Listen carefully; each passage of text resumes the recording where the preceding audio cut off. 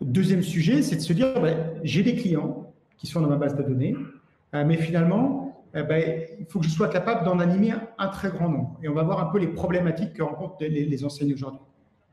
Alors, premier constat, c'est que on sait maintenant mesurer, lorsqu'on regarde sur l'ensemble de la base, on va regarder ce qu'on appelle les points de contact. Alors, un point de contact, ça peut être une adresse postale me permet d'envoyer un courrier. Une adresse email me permet d'envoyer un email, un numéro de téléphone me permet d'appeler, typiquement un numéro de mobile me permet d'envoyer un SMS, etc., etc. Donc ça, ce sont ce qu'on appelle des points de contact. Et ce dont on se rend compte, c'est que les clients, plus on a de capacité à les contacter, plus il y a de points de contact qui sont disponibles. On a le numéro de téléphone, plus l'email, plus l'adresse postale, etc. Plus ces clients seront sollicités et donc auront une valeur client importante. Donc ça, c'est extrêmement important parce que, effectivement, quand on a bien identifié ça, ça va nous permettre, par exemple, de travailler avec les équipes retail, les équipes magasins, et leur dire, vous voyez pourquoi on vous demande, par exemple, de prendre un email en caisse. On vous demande de prendre un email en caisse parce qu'une personne qui va avoir un email, au lieu de consommer 66 € dans vos magasins, elle va consommer 94 €, par exemple. D'accord ? Si on demande aux équipes magasins de recruter des clientes et de les embaser dans une carte de fidélité, dans laquelle une carte de fidélité, souvent, on demande une adresse postale, on demande un numéro de téléphone, etc. Eh bien là, on va avoir 3 ou 4 points de contact pour contacter ce consommateur. Et là, sa valeur client peut être potentiellement de 187 €. Donc, on voit que c'est extrêmement important de bien comprendre quels sont les leviers de développement de valeur. L'un des leviers principaux, c'est cette capacité à avoir plus de points de contact et donc à animer plus fréquemment et plus finement, surtout, chacun des consommateurs pour développer la dépense qu'il va avoir au niveau de l'enseigne. Okay, donc, premier enseignement, c'est plus il y a point de contact, plus on développe la valeur du client.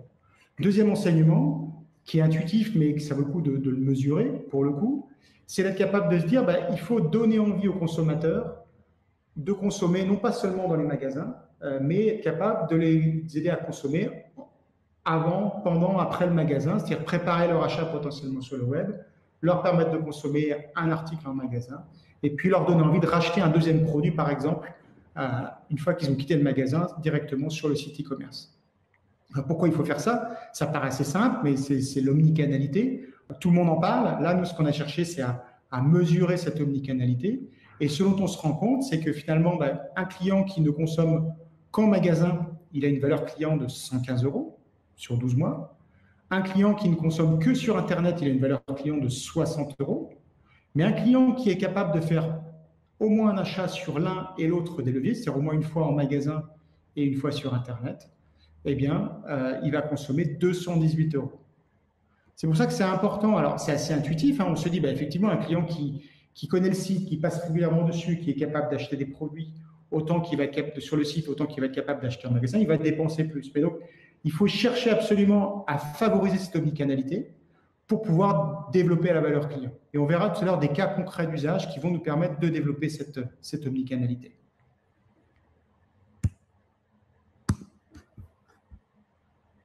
Troisième élément, alors ça ce qu'on a vu effectivement ici, c'est de se dire, c'est le constat. Le constat, c'est plus on a de points de contact, plus on sait développer la valeur client, plus le client est omnicanal, plus il va consommer.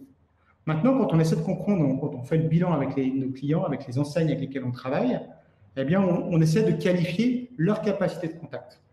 Et on se rend compte que finalement, quand vous avez 100 clients qui passent en caisse, en général, si les équipes magasins font bien leur travail, elles vont être capables d'avoir 80%, pour 80% de ces clients, on va avoir au moins un point de contact, un email, un numéro de téléphone, etc.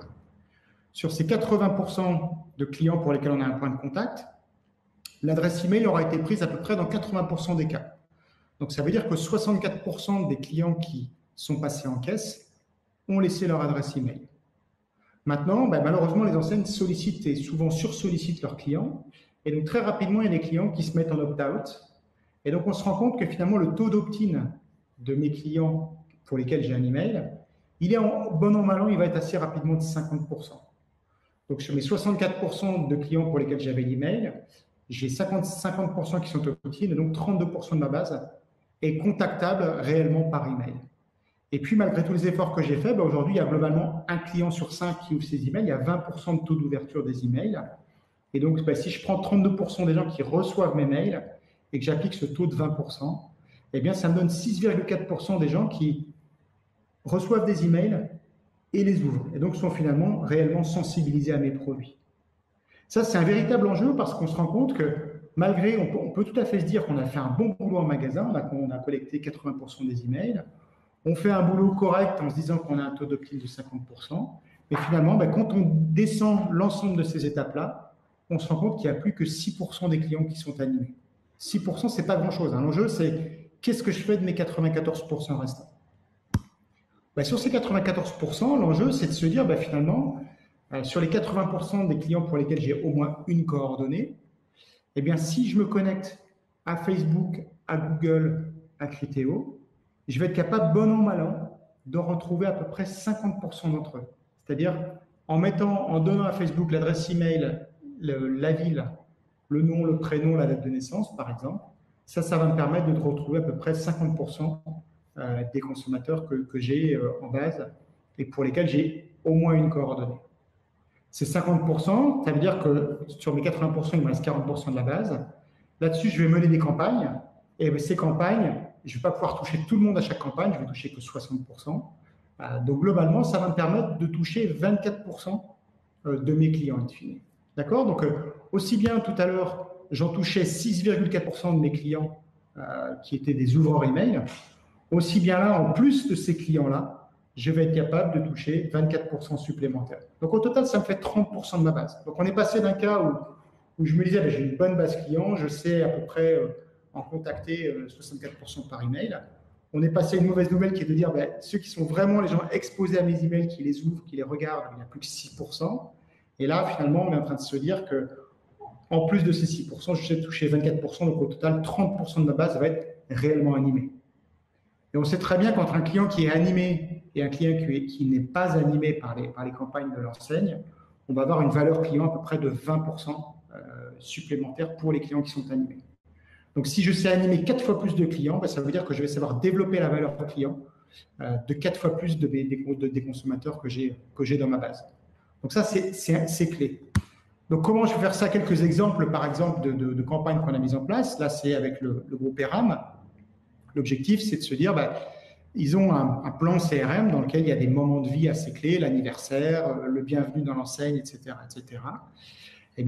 L'objectif, ça a été de se dire, pour tous les clients que je ne sais pas animer en email, je vais leur envoyer des campagnes directement sur Facebook ou sur Instagram. Donc, je vais les cibler directement sur l'écosystème sur lequel ils se trouvent, sur Facebook et sur Instagram. Et donc, ça va me permettre de continuer à les animer alors que jusqu'ici, je ne savais plus, ils ne regardaient plus mes emails.